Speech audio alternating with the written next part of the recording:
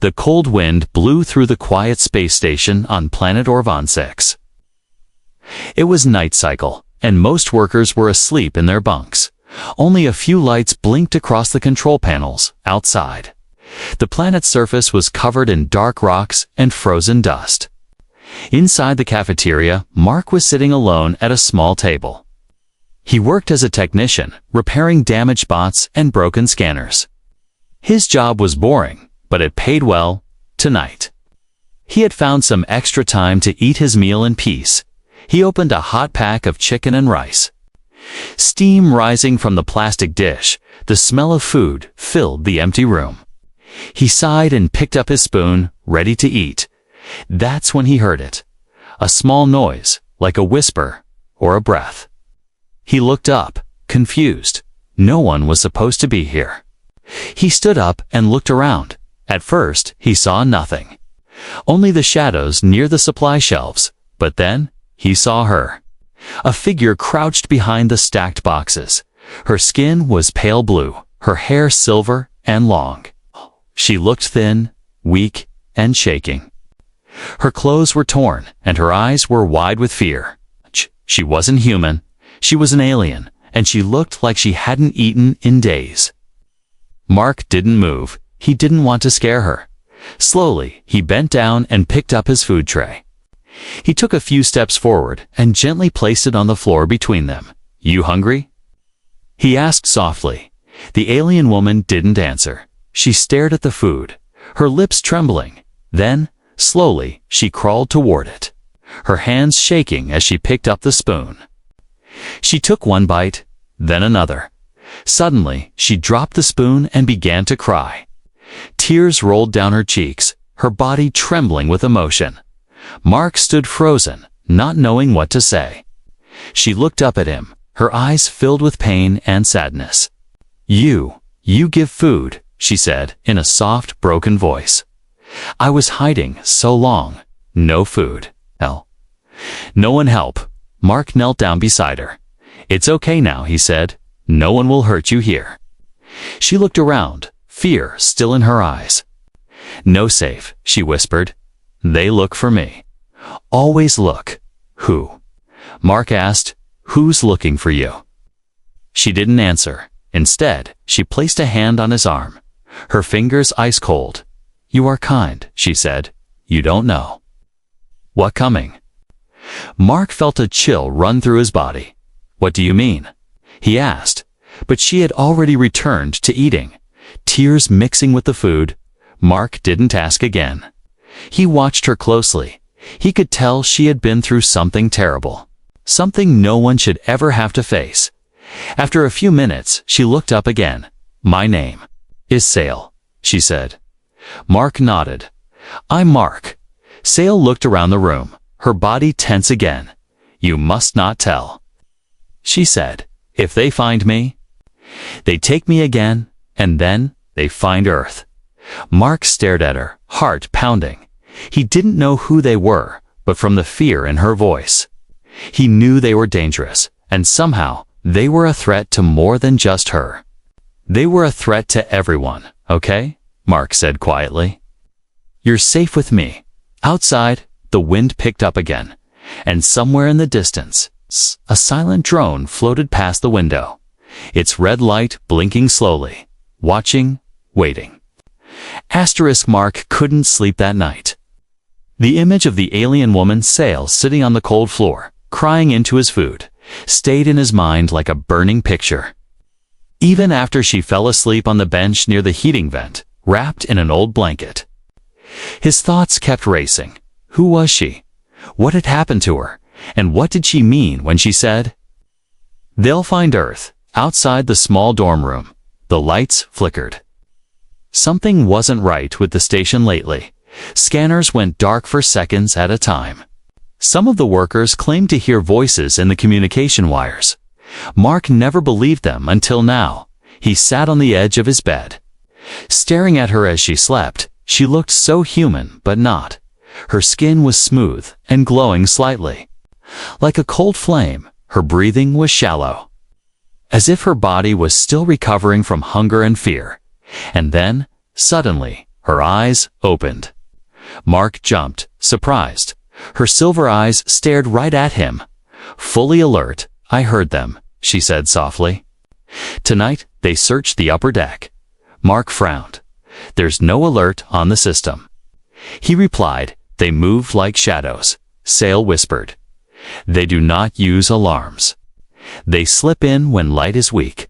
Mark stood up, pacing the small room.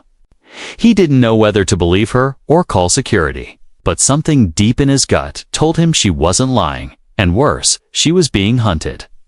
You said they took you, Mark said. Who are they? What do they want? Sale looked away. Her jaw tight. They wanted to know. How we remember, she said. They break our minds to reach our past. She touched the side of her head. Just above her temple, Mark noticed a small scar there, thin, clean, and almost invisible. We don't use machines like yours, she continued. We store knowledge. Inside, Mark leaned forward. You're talking about memory. She nodded. Our memories are not just pictures, she explained. They hold energy, power, truth, and they tried to take that from you, he asked. They did more, she said, her voice cracking for a moment. They tried to erase who we were. And when we forget, they win. Mark felt a weight in his chest. Whoever these beings were. They weren't just enemies, they were something worse.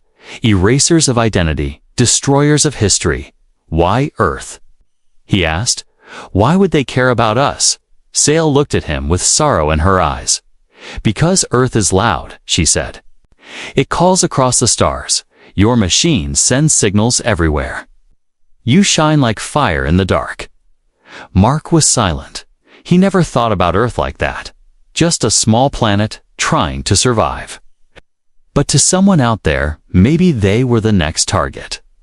Suddenly, the room lights went red. A soft alarm beeped once, then stopped. Motion detected Deck 12, said the station system in a calm voice that was near the power cores. No crew should be there at this hour. Sale stood up, shaking slightly. They're looking for me, she said. If they find me, it begins. Mark didn't wait. He grabbed a tool bag, opened the storage hatch under his bed, and waved her inside. Hide, now, he whispered. She nodded and crawled into the dark space, folding herself like a shadow. Moments later, there was a knock at the door.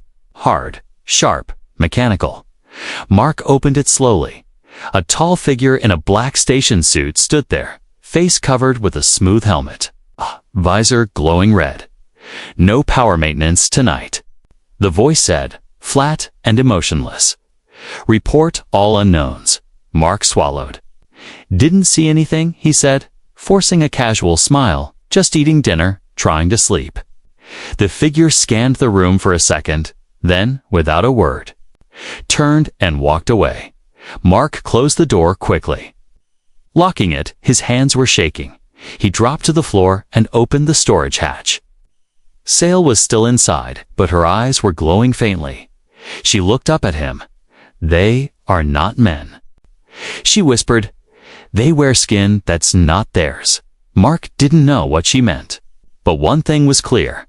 This wasn't just a rescue. This was a war that had already begun, and somehow he was now a part of it. The hallway smelled like burnt metal. The walls were cold to the touch, and the air felt heavier than usual. Mark walked slowly, his footsteps echoing in the silence. His eyes kept scanning the shadows. Every corner felt alive, like it was watching. Sale was hiding in the old vent shaft behind his workshop. It was small and dark, but it was the safest place he could think of. She hadn't said much since last night, only that they were close, and she could feel them breathing through the walls. Mark didn't understand how. But when she said it, he believed her. He reached the end of the corridor and looked around. Nothing but locked doors and flickering lights. Still, the feeling didn't leave him, like something was moving just one step behind him. Earlier that day, 2 workers had gone missing. Their badges were found near the airlock, but no one remembered. Seeing them leave, security said it was a system error. Maybe a data glitch, but Mark knew it wasn't. He walked into the control room and sat at his desk. The screens in front of him lit up, showing camera feeds from across the station. He tapped a few keys and switched to Deck 12, the same place where the figure had gone last night. For a moment, everything looked normal. Then, a camera blinked. The feed turned black for 1 second, and when it came back, a figure was standing there, not walking, not arriving, just standing. Like it had appeared out of nowhere. Mark leaned closer. The figure's face was hidden by a mask. But something was wrong with its shape. Too smooth, too perfect. Like a mask made by someone who had only guessed what a face looked like. The figure tilted its head, and Mark felt it, like it was looking straight through the screen and into his room. He shut off the feed, heart pounding. He turned in his chair, expecting someone to be behind him. But the room was empty. He stood quickly and left, walking fast back to the vent. When he reached it, he tapped the side twice, the signal he and Sale had agreed on. She pushed the cover open slowly, her silver eyes glowing in the dim light. "They are here," she said before he could speak. They searched not with eyes, but with silence. Mark helped her out of the vent. "We need to get you off the station," he said. "There's an old cargo shuttle in Hangar 3. Hasn't flown in years, but I can fix it." Sale touched his arm. "If we try now, they will follow," she said. "We must go where signal does not reach. We must become quiet, like them." Mark didn't know what that meant, but he understood one thing. Every second, they stayed. The danger grew. Suddenly, a high-pitched sound rang through the hallway. It was soft, like a whistle, but sharp enough to make the lights flicker. Sale grabbed her head, falling to her knees. "They call each other," she said through gritted teeth. "It is not sound for ears, it is sound for minds." Mark grabbed her by the arm and helped her up. "We move now," he said. "They know where we are." They ran through the maintenance tunnels, old paths built for emergency access. The lights here were always off, and the walls dripped with condensation. Mark knew the way, but something felt wrong this time. The echoes were too fast, like they were being copied and thrown back at them from ahead. At one corner, Sale stopped. She pointed at the wall. A thin trail of black liquid was dripping down from a vent. It wasn't oil, it was moving. Like it was alive. Mark felt the panic rise in his throat. He had seen a crewman joke once about the black wires in broken machines, but this wasn't wiring, it was something else. Suddenly, from above, a soft voice echoed through the pipe. "You cannot hide what does not belong." Mark pulled Sale and ran behind them. The wall started to hum. Soft footsteps, too many, too fast, followed through the darkness. At last, they reached the emergency hangar. Mark slammed the keypad, and the door creaked open inside. The old shuttle sat under a sheet of dust and forgotten tools, but it was their only chance. As he locked the hangar door behind them, Sale turned and whispered, "They are not just hunting me, they are hunting memory. And if they take mine, your world is next." The shuttle's cockpit smelled like rust. Dust floated in the air like dead stars. Dancing in the light of a cracked control screen, Mark stood in silence, staring at the old ship that hadn't flown in years, and Sale. She stood with her hand against the wall, eyes closed, like she was listening to the metal. "They touched this ship," she said quietly. "Long ago, but not with hands." Mark didn't answer.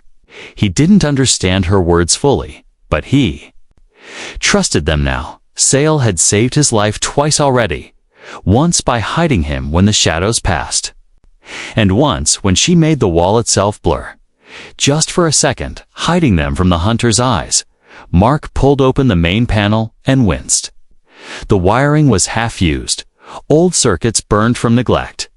"This thing needs at least 20 minutes to boot," he muttered, "if it even flies at all." Sale stepped closer and touched the console. Her fingers lit up softly, and the screen flickered to life.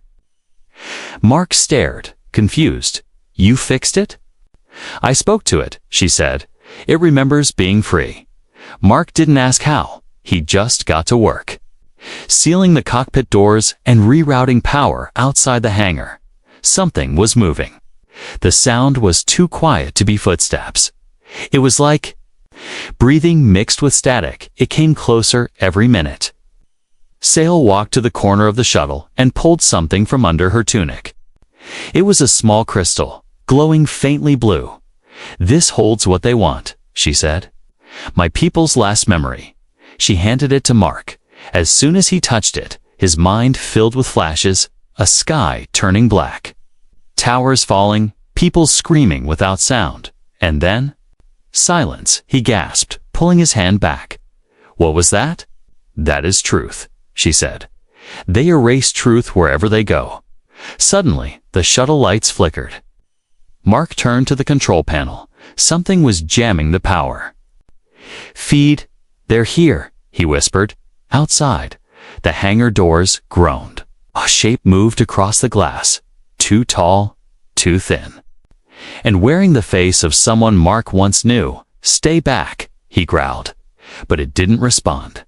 It only pressed one long hand against the window. The glass began to crack. Sale stepped forward. She placed her hands on the ship's walls and whispered something in a language Mark didn't know. The floor under them began to glow softly. The ship was waking up. "They think you are weak," she said to Mark. "But you held the memory, and it did not break you." The glass finally shattered, and the figure stepped into the hangar. Its movements were smooth and slow, like it wasn't walking, but sliding across the ground. Its eyes were hollow, black pits that pulled at the light around them. Mark jumped into the pilot's seat. "Hang on," he shouted. Sale didn't move. She stood at the entrance, eyes glowing bright. She raised her hand, and the air itself shimmered like heat. The creature hissed, backing away as if in pain. Sale turned and climbed into the ship, collapsing beside Mark. "Go," she whispered. "They cannot follow into the dark." Mark hit the thrusters. The ship shook violently. Warning lights flashing, but the engines came to life. With a loud roar, the shuttle blasted off the ground, smashing through the roof and into the cold sky of Orvan 6. As they climbed into orbit, Mark looked back. The hangar was gone, so was the station. Everything behind them was swallowed by a black fog, like the world itself had been erased. Sale opened her eyes slowly. "There is one place they cannot reach," she said. "Not yet." Mark tightened his grip on the controls. "Then that's where we're going." He didn't know what waited ahead. He didn't know if Earth was already under attack, but he knew one thing for sure. Whatever came next, he wasn't running anymore. The stars outside the window were quiet, too quiet. They didn't blink, didn't move, didn't feel alive. It was like they were holding their breath. Mark sat in the pilot seat, hands still on the controls. He wasn't sure how long they had been flying. Time felt strange inside the ship, as if the clocks were afraid to tick too loudly. Behind him, Sale was curled up near the crystal panel. Her silver hair spread like soft wires across her face. She hadn't spoken in hours. She was breathing, but her skin looked pale, dimmer than before. Mark reached over and touched her shoulder. She opened her eyes slowly, like someone waking from a deep, painful dream. "We're safe," he said. "At least for now." Sale didn't answer. Instead, she reached into her tunic and pulled out the glowing crystal once more, the same one that had shown Mark a glimpse of her world. "This is the last of my people," she said quietly. "Our voices, our names, our sky. Everything is inside." This, Mark looked at it carefully. The light inside it pulsed like a heart. Not just a machine, it felt alive. "I saw something when I touched it before," he said. "Cities? Fire? Screaming? Is that real?" "Yes," she said. "And much more," She placed the crystal on the console and tapped its surface gently. A soft hum filled the cabin, and a shape appeared, a floating, moving light, like a small galaxy. "Trapped in a bubble. This is a memory sphere," she said. "It holds thought, sound, time, and feeling. My kind carry these inside. We pass them from one mind to another." Mark leaned closer, inside the floating light. He saw images: children laughing, oceans with silver water, cities floating in the sky. Then darkness, ships falling from the clouds, shadows pulling people into the ground. "Who are they?" he asked. "The ones who did this?" Sail closed her eyes. "We call them the Hollow," she whispered. "They were once alive, but now they are empty. They want what they have lost: memory." History, the light inside minds. Mark shivered. "Like parasites?" "Like silence," she said.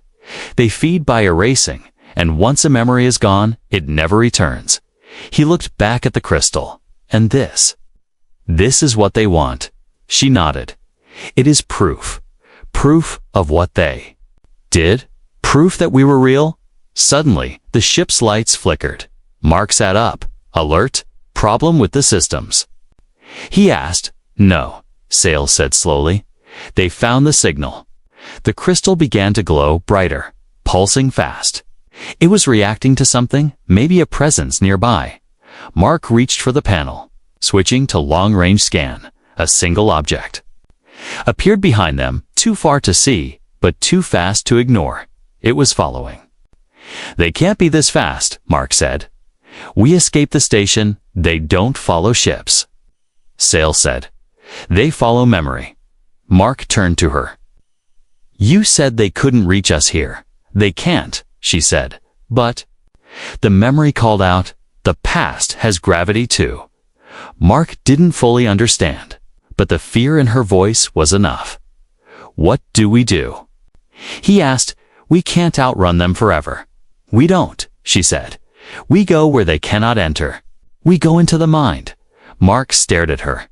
"You mean, connect to the memory?" Sail nodded. "I will guide you. You must see it fully. Only then will you know what they're truly after." She placed her hand over his. Together, they touched the crystal. The moment they did, the cabin disappeared.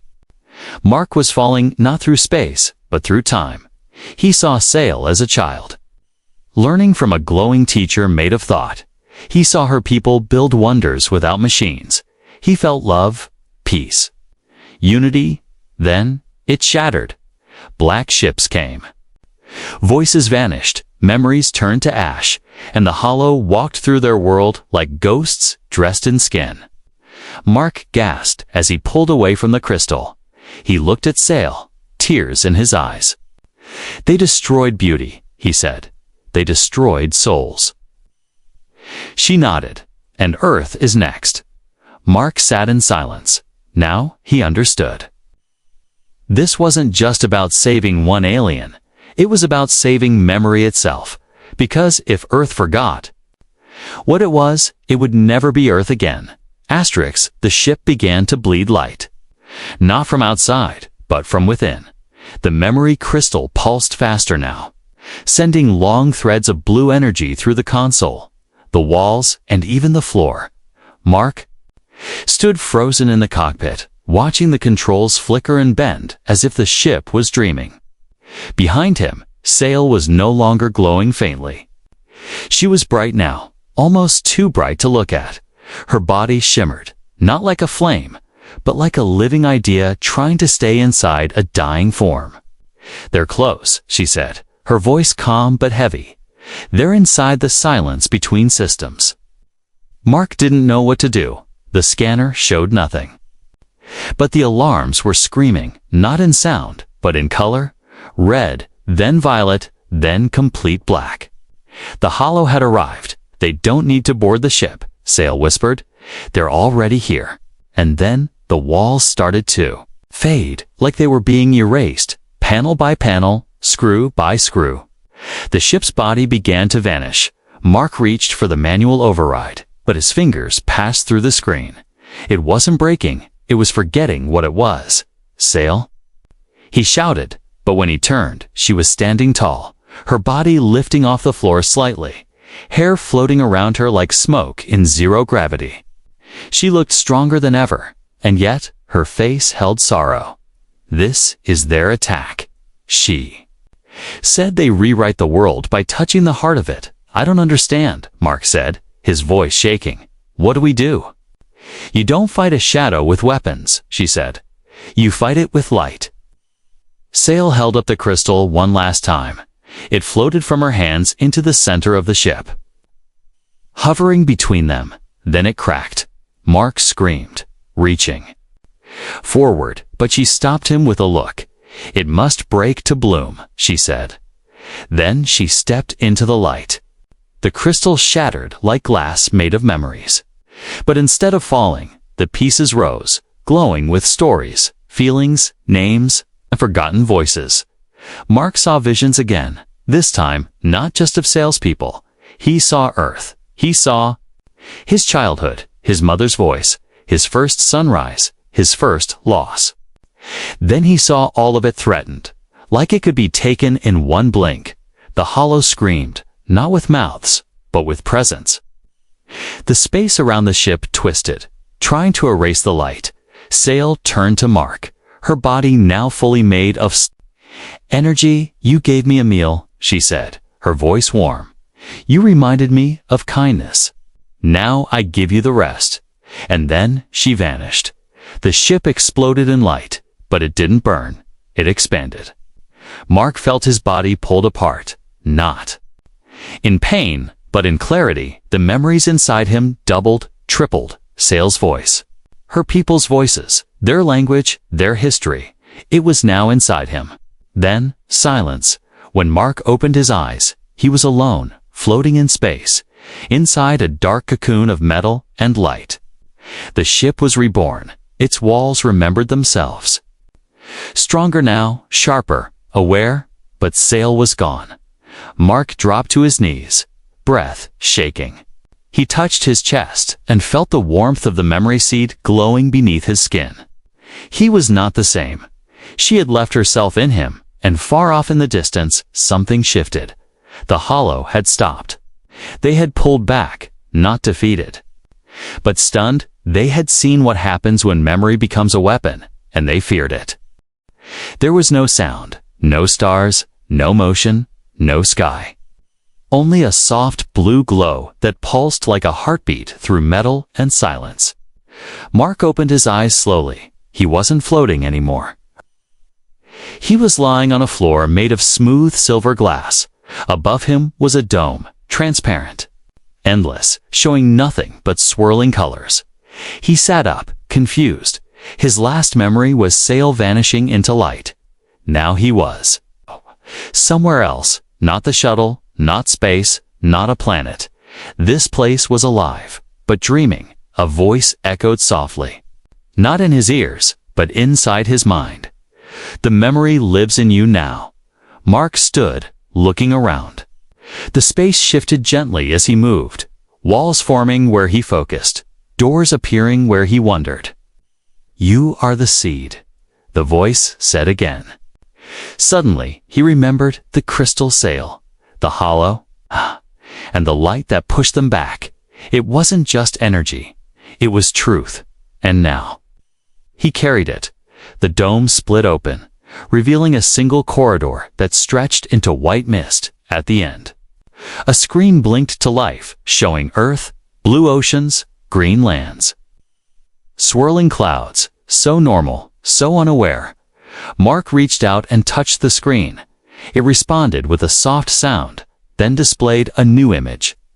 A man sitting at a table, wearing a human face. But behind the eye's darkness, the hollow are already there. Mark whispered, the voice returned. Not all who wear skin are kind. Mark stepped back, his mind racing. Earth had no idea what was coming, or worse, what was already inside. Suddenly, lights formed around him, symbols, languages, images of lost civilizations, all of them inside him now. He could read what no human could. Understand what no scanner would detect. You are the archive, the voice said, and you are the weapon. Mark clenched his fists, not with anger, but with purpose. I'm going back. He said, they need to know, they need to remember, before they forget who they are. The dome closed again. A soft light wrapped around him, and he felt gravity return. The floor beneath became metal again, familiar, warm, steady. His new ship, built from memory and thought, hummed to life as he took the controls. He whispered her name. Sail, a quiet voice replied, not from the ship, but from within him. I am with you, Mark smiled. Just a little, then turned the ship toward Earth. Down below, the world continued. Unaware, people laughed, argued, dreamed, and feared, never knowing that something had already slipped through the cracks of their history. But now, one man was coming back. One man who remembered, and through him, so would they. Because forgetting was the enemy's power, and memory that was humanity's last defense.